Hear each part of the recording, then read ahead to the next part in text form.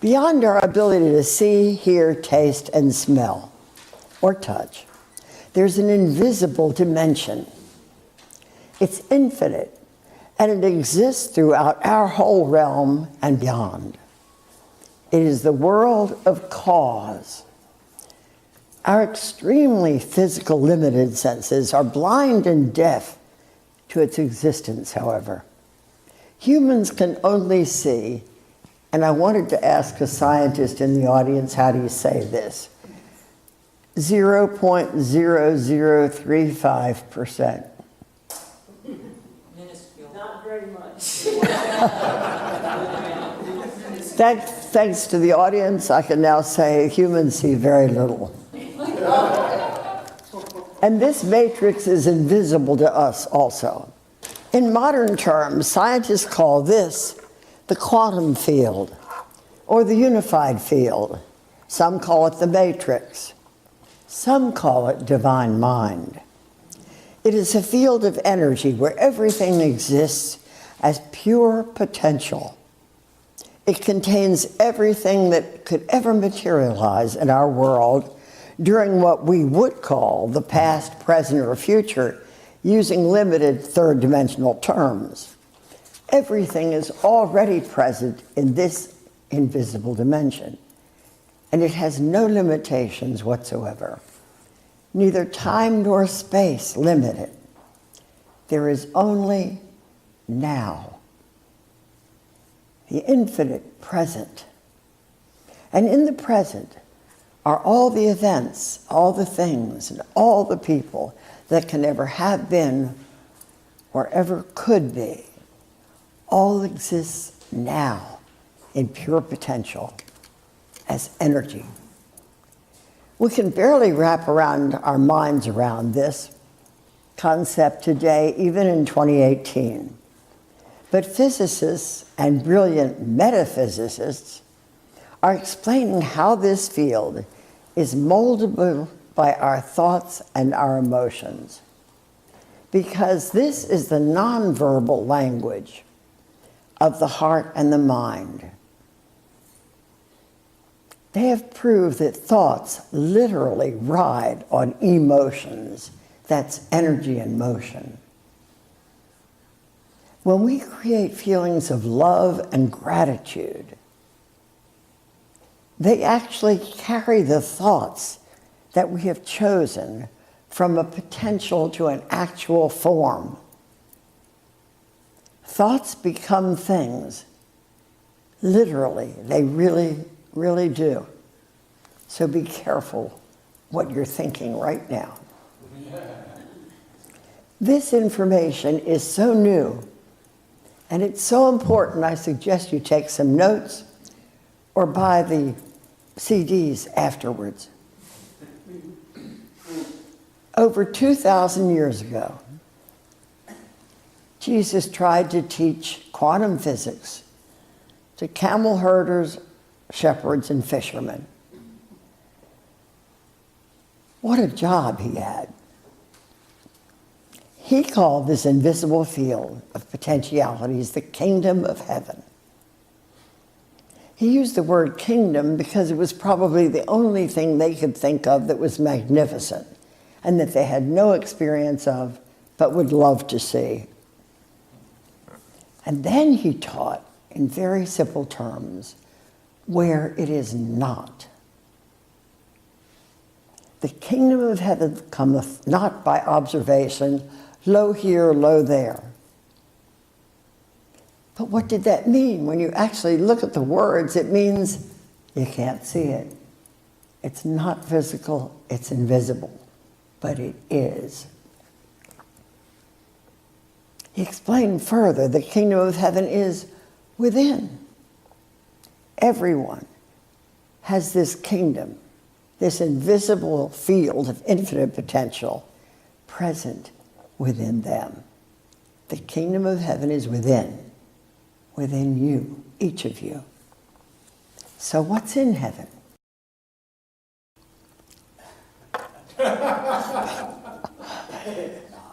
What did Jesus say? In my Father's house are many mansions. not outhouses, tents, not shacks.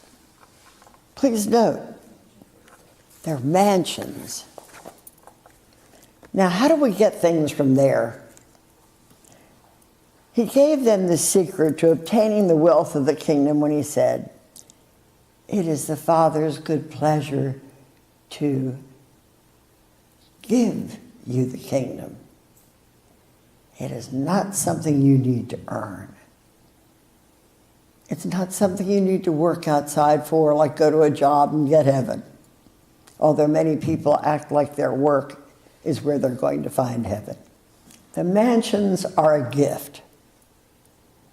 He told them how to receive this present when he said, "I am the door." Now, it's only taken us over 20 centuries to begin to understand what he meant by that statement, "I am the door." I am is the present tense. To reach the potentialities of a dimension that only contains the present, you must use the language that this dimension operates on. The present tense, the eternal now. I have. I am rich. I am healthy. I am married. I am making $1 million a year.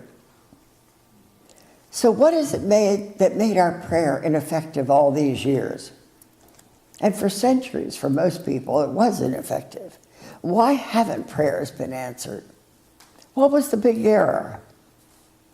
We never understood what Jesus said, even though we heard him.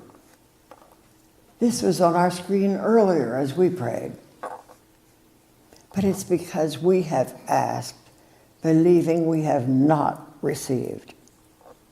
But Jesus clearly said, "Pray believing ye have received, and ye shall receive." He also said the kingdom of heaven is within.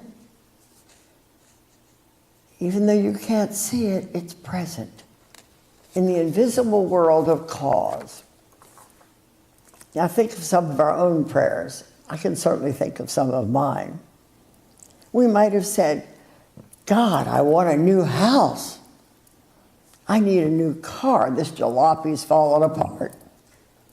I'm so lonely. How about sending me a partner, God?" Every word we said expressed a feeling of not having received what we wanted. Neil Donald Walsh said something brilliant in a YouTube video the other day. He said, "God only says yes." And then he said, "Yes, God has a very limited vocabulary." Neil's right. God says yes to exactly what we ask. So when you say, "Dear God, I need money," God says, "Yes, indeed you do need money." And when you say, "Dear God, I want a new house," yes, indeed you do want a new house. God says yes to whatever you say, so be very careful what you say. But Jesus said, "Believe ye have received, and ye shall receive." So what must we have? The feeling of having received, of already having what you desire. And of course, what feeling would that be? Gratitude. So if you want to be rich, you must feel that you are rich now, no matter how poor you may be looking. Appearance just means something's already appeared in your life because of your old thoughts and feelings.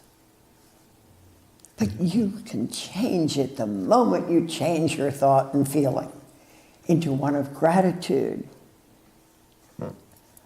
We compound our mistakes. We beg God for things. Please send me this. I've waited so long. Just use your common sense, though. If you'd already received a gift, you don't beg or ask. What do you say? Thank Thank you. You feel appreciative. You don't feel needy, like you're empty and you don't have it. You have to feel full of it. So there's a reason that gratitude is called the great attitude.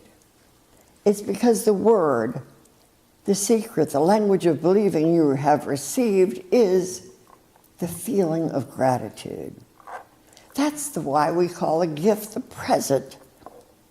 It's pre-sent. It is already present. It is a present. Jesus said, before you ask, it is given. But it's already yours. It's present as soon as when? As soon as you recognize it is.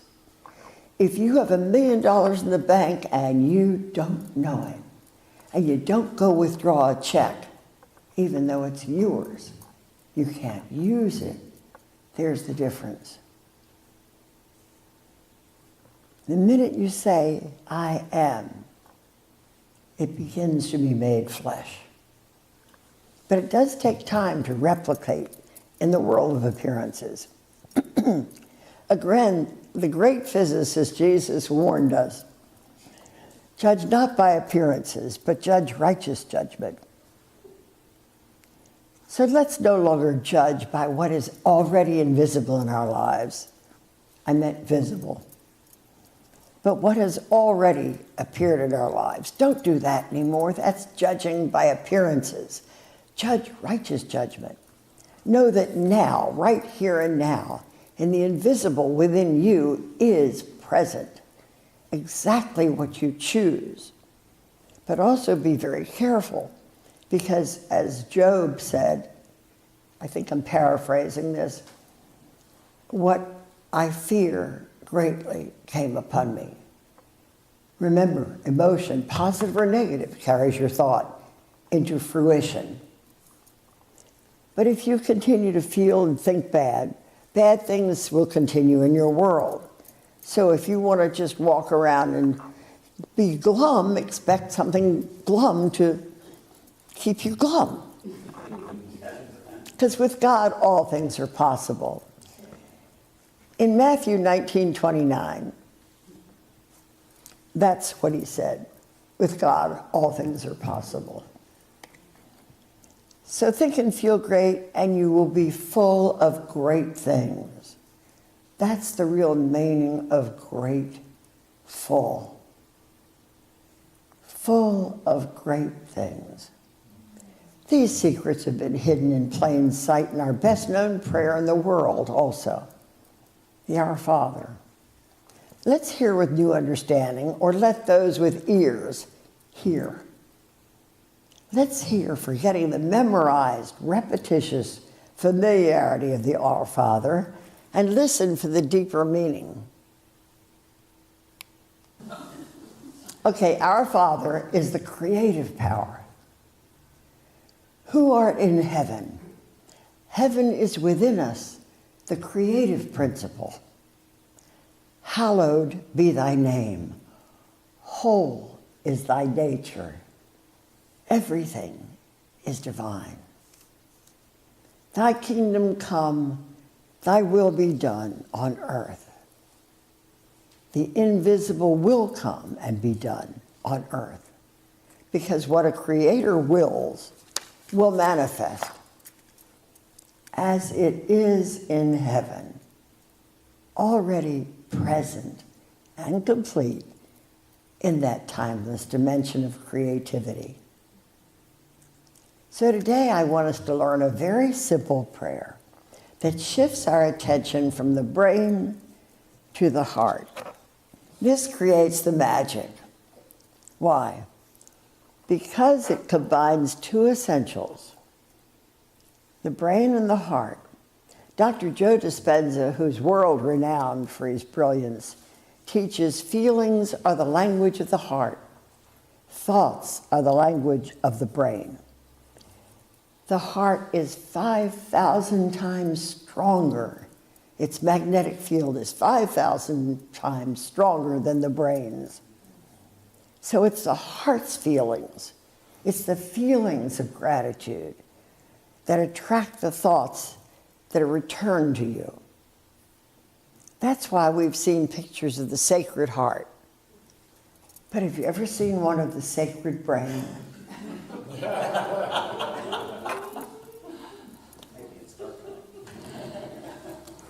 This prayer expresses the feeling of gratitude for all the gifts we have already received. Remember, when we ask for money, it means we're already poor. You have to pull out your wallet and see $100 bills in it and thank God for the money instead of saying, oh, God, my wallet's empty. Fill it. I will. When? When you realize you already have it. The scientist Greg Braden taught this prayer in one of his seminars. He learned it from shamans, yogis, and indigenous people, monks and abbots all over the world. They all did some variety of this same prayer because they knew that elevated feelings take our body from stress to healing.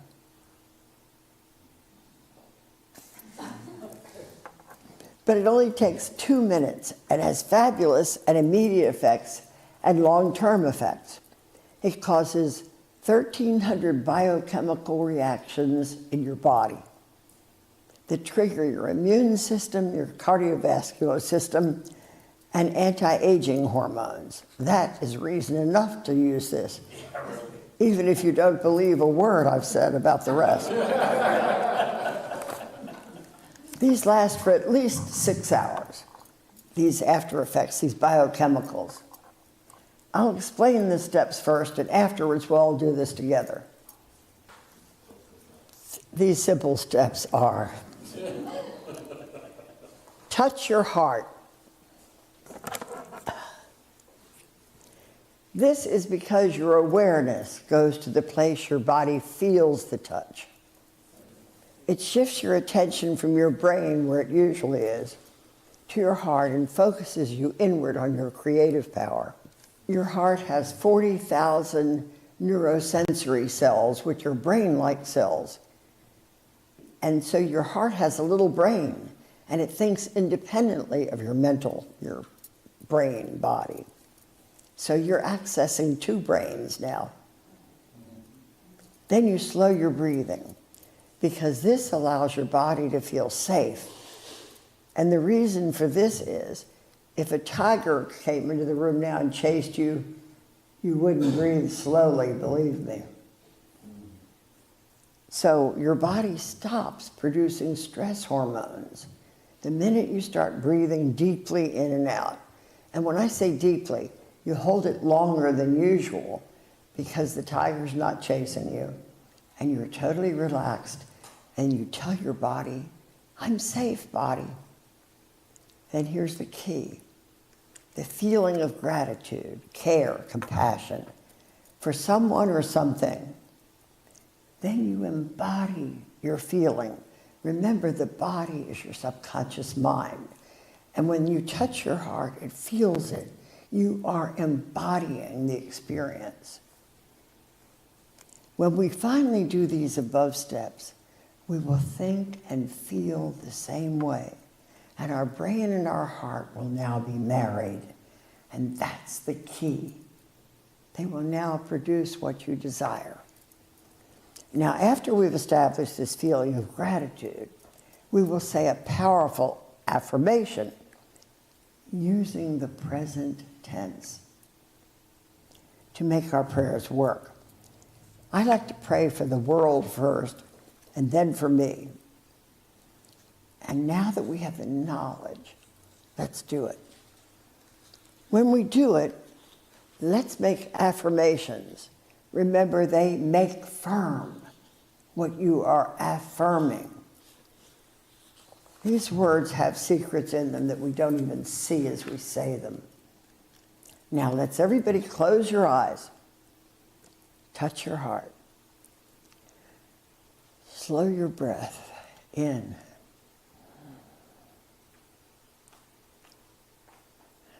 And out.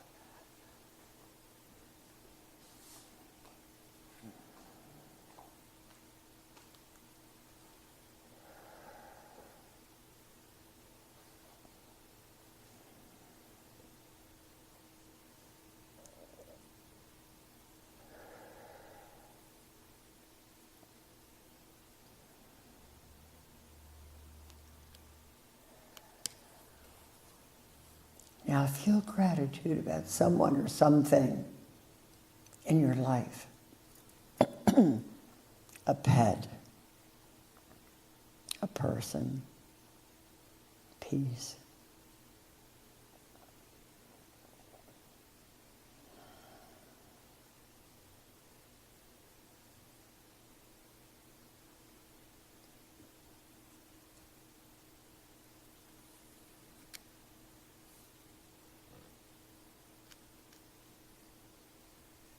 Now repeat after me. Thank you, God, for all the gifts you have given me. Thank you that the world is in peace.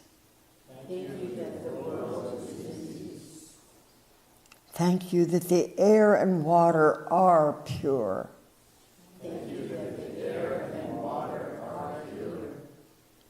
Thank you, God, that the earth overflows with abundance. Thank you, God, that the earth overflows with abundance. Thank you, God, that healing is now commonplace.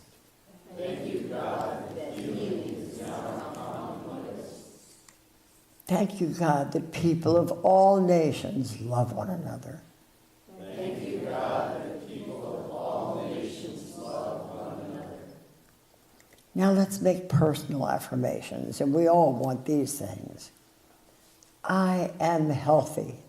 I am healthy. I am happy. I am happy. I am grateful. I am grateful. I am loving. I am loving. I am loved. I am loved. Now let's all be quiet and using the present tense words, thank God for what you really desire. You have it.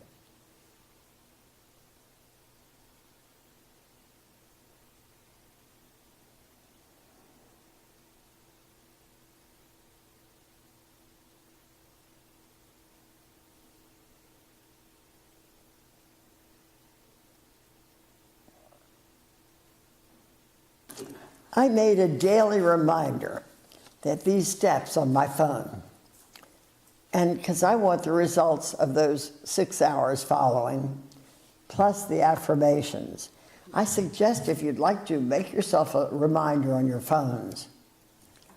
There's much more proof that quantum physics offers, but let's start daily with this very simple prayer. I mean, it takes less than 5 minutes, even if you go on and on about the things you're grateful for that you don't have yet. Gratitude is the great attitude. The heart is really where he art. It is really where you can hear. And when you take your ears and you put them together, you have a heart. So once again, with feeling, let's say, thank you, God. Thank you, God. And then I'm going to say, amen.